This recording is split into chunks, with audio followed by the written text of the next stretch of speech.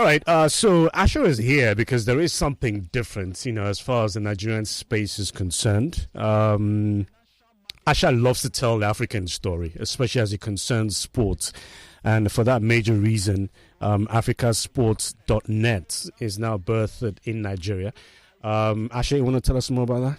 Sure. So africasport.net got born because we saw in the US, we have ESPN that is covering US, everything that exists over there. You see in Eurosport covering everything that happens in Europe and more. And in Africa, there is no African solution. So we created Africa Sport as the first and only Pan-African sports news network that should bring and is bringing already a blend of local and international news. So we're not forgetting that everybody are still interested in LeBron and Messi and Vinicius and all those players. But we are bringing the local content out that no one did it before us. And we have journalists on grounds. We have editors on grounds. We are based here in Lagos. This is our headquarters for all of Africa. And we are aiming to give sports content to all the African audience that likes sports, and the majority of the people like sports. However, the majority cannot afford DSTV or other paid subscription because it's just too expensive, and we are aiming to bring this content in most cases free of charge or extremely affordable. Why do you think really that the African story is not being told enough? Because most recently, one of Nigeria's teams in the NPFL, Bendel Insurance, went unbeaten the whole season. 8 wins, 10 draws, to qualify for the Super Six. And these are magnificent stories that can be told in very different dimensions. If this happened anywhere else in the world, Bendel Insurance would be on every news outlet. But here, there seems to be some kind of apathy and, people not really interested in telling the true story and painting a real picture of what African sports is all about. Well, I think that's mostly because of what we see on TV. And on TV, you'll see mostly the European one, the American one, and you can hardly see the local content, okay? And that creates the vibe of what people speak about and so on. Of course, we cannot ignore that the biggest stars are not playing here, they're playing abroad. And our biggest stars that are actually playing here at the moment, in their vision, in their dream, in their ambition, they want to go and play tomorrow for Manchester United, for Liverpool, for Chelsea, for Manchester City. Doesn't matter which one of the teams. Are you a Man U fan? Well, I'm a Maccabi Haifa fan, first of all, from Israel. Okay. And if we look in the UK, I think I'm more of a Liverpool fan. Oh, jeez. Let me see if I see it. We had a couple of Nigerians play for Maccabi Haifa as well. Exactly. Yakubu Gbini played for us for quite some time before we went to the UK. Fantastic player. I think there are others. We had others. We just won the championship for the third time consecutive last weekend. So this is definitely a good thing for us. But we're here to speak about Africa and not about Maccabi Haifa in Israel. All right, so this is going to cater not just for Nigerian sports, but across board. And it's majorly all about African sports. And when you talk African sports, a lot of people will think football, basketball, tennis, yes. But the lesser sports, and permit me to use that term, but the lesser sports will also be part and parcel of your reportage. So first of all, definitely. So last week we had pieces on badminton, we had pieces on squash. We're doing now a big piece about all the Nigerian infrastructures, all the stadiums, what the situation and so on. So we will publish it along the way. We're doing now articles about all the Nigerian diaspora players. Most of them, no one knows their name. We are aiming to bring a very wide content about Nigeria. We're doing a polo this weekend. We will do an article about the polo. And the idea is to bring as much as we can, as much as we can find, as much as we can create. for people to adore the Nigerian content, and not only Nigeria, it's our first country. We will launch Ghana next month and so on.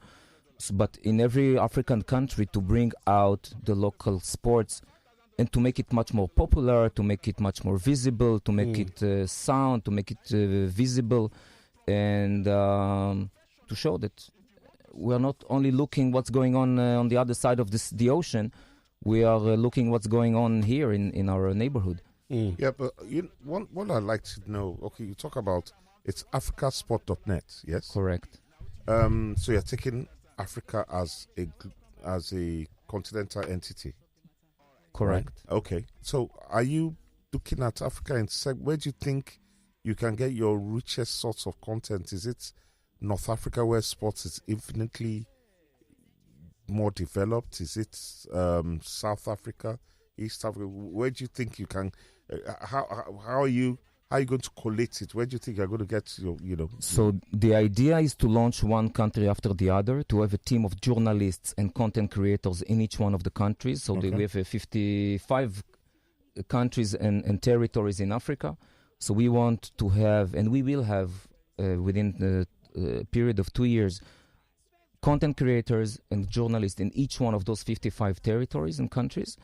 And I don't care if there is a lot of content in the country or if the league is not successful. I want to show it. And me as a Nigerian, I want to show what's going on in Nigeria. Tomorrow morning we will be in Sudan or in Tanzania or in Rwanda. We will show what's going on over there, whether it's successful or not, whether it's known or not. So you just show the levels at which they are, what's going into the local game. We will showcase what's going on, and we will maybe uplift the players that no one heard about, and we will be the ones to assist to find the next talent. And we will be the ones sometimes to raise the flag and to say, look, this is not okay. And the infrastructure is not good, and the way it's been handled is not good, and to be also this judgmental journalism that comes to bring things to the public. How difficult do you envisage this to be? Because there is a freedom of information bill existent in the country, but information is not easy to get. Trust me. I know.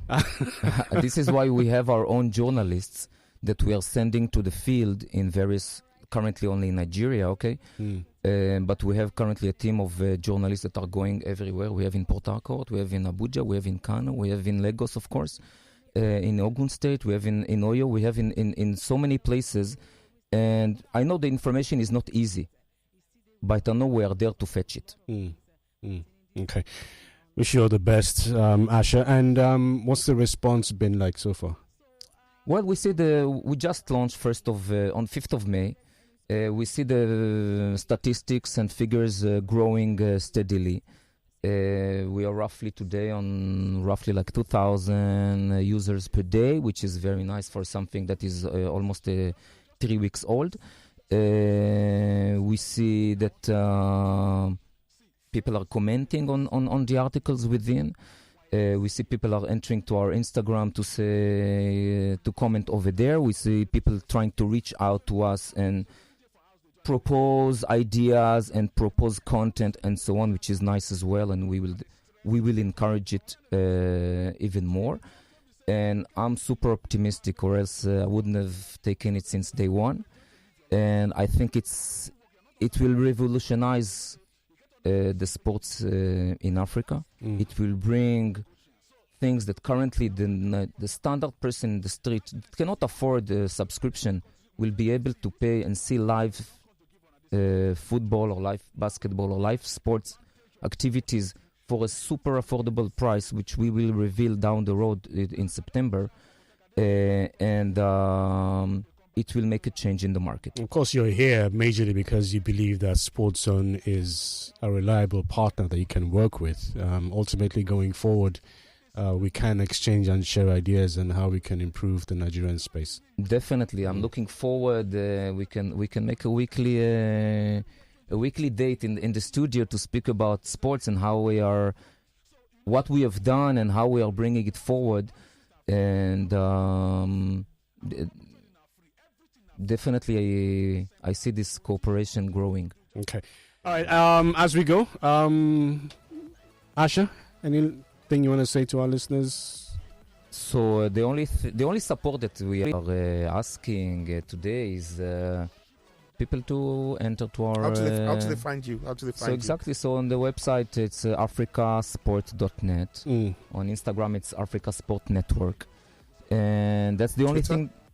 We have a Twitter, Africa Sport Network. We haven't really launched it yet. Okay. It will come on second phase.